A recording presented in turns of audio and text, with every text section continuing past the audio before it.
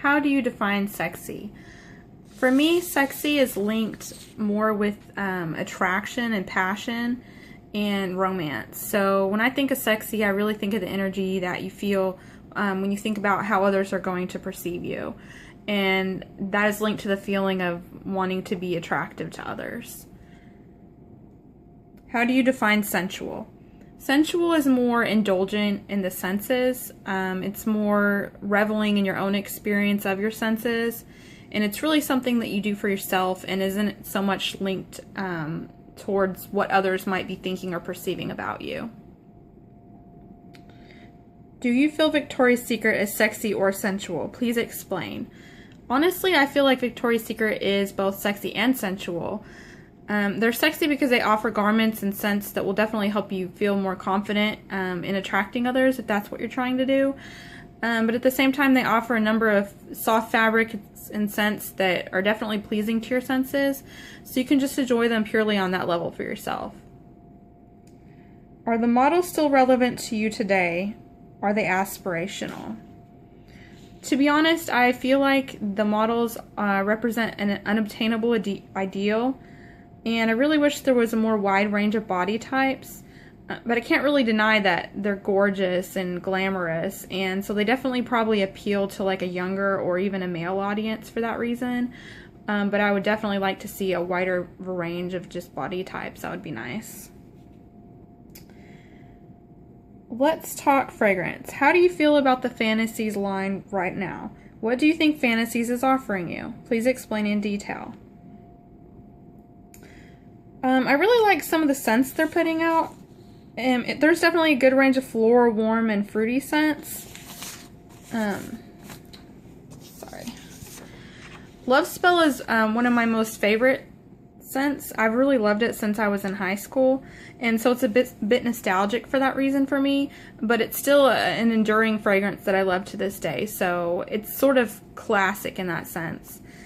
All of the fragrance line is, it's a good value, but really the other appeal for me is that the scents are really light, so they're lighter than a perfume, and so it's like easier to change it out. Like if you're not feeling one scent, you know, you might put on one at the beginning of the day, and then later it will have worn off enough for you to put on another one without clashing. So I do like that.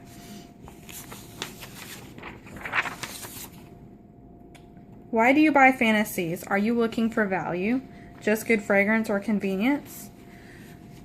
The value, like I said, is a factor, and the light scents.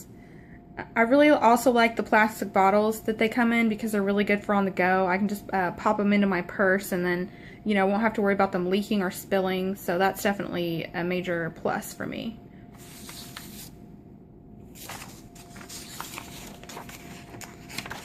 Would you prefer if there was an efficacy claim on the bottle?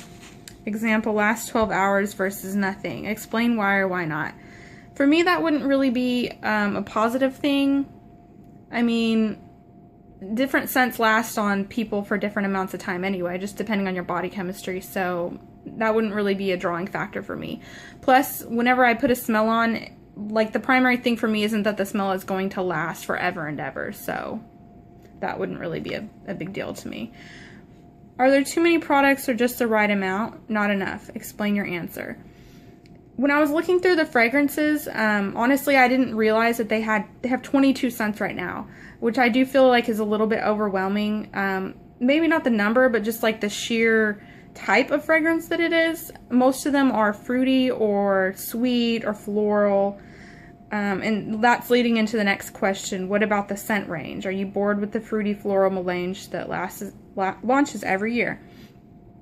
Yes, I would really like to see something different.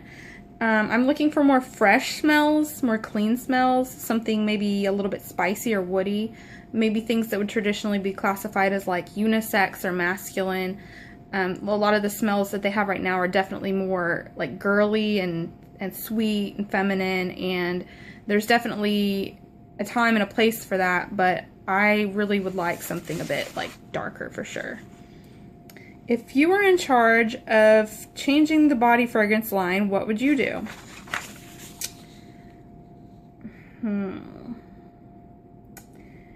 I would add more of the scents that I mentioned before. And leading into that, I forgot to mention that right now, this might sound kind of goofy, but Old Spice is doing a really, really interesting line of men's deodorants that I just love. Like, my husband buys them, and they're just, like, super, like, just, they really appeal to me. And there's a lot of, like, bergamot scents, cedar, cinnamon, spice and oak, sandalwood, lemon verbena, myrrh, like smokiness, leather, lime or citrus or pine. Like, really all those could just be, you know, kind of shooken up, and like maybe add a little bit of a, like a feminine element to it. You could add some vanilla, make it a little bit softer, but something that's definitely got a more like earthy unisex scent to it. I would definitely focus more on that. And then I would scale back on some of the fruity ones, or just maybe have scents, the fruity scents that rotate in and out with the season. So maybe like the berry melon ones could be in the spring and summer, and then like cranberry, pumpkin, something for fall. Like, I really am a fan of like seasonal fragrances. So I think that it could keep from being too overwhelming to people if they had like a more limited version for the seasons. And then before, when I was talking about the scents that they could add to make it a little bit darker, that was kind of the idea that I was going for, was like dark fantasies, kind of a spin-off on the fantasies line right now. It could have like a dark chrome or like gunmetal cap and font to kind of play off of the gold of the fantasies, you know, to give it kind of a cohesive feel, but definitely more dark. And the scents, like I said, would just have a deeper, richer, more earthy, spicy scents. So that's the way I would change it.